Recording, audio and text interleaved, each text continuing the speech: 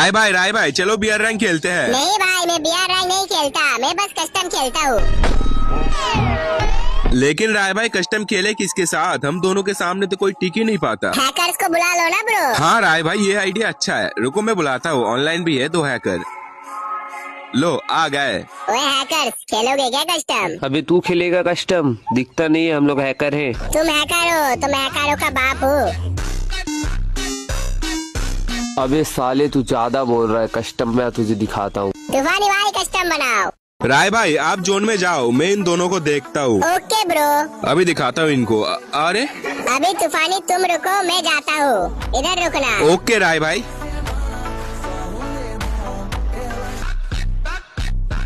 Double takedown. राय भाई रुको, अब मैं जाता हूँ। ठीक है भाई, जाओ। राय भाई कैसा गेम प्ले दिखा दिया, इन्होंने तो गेम ही बैक कर लिया।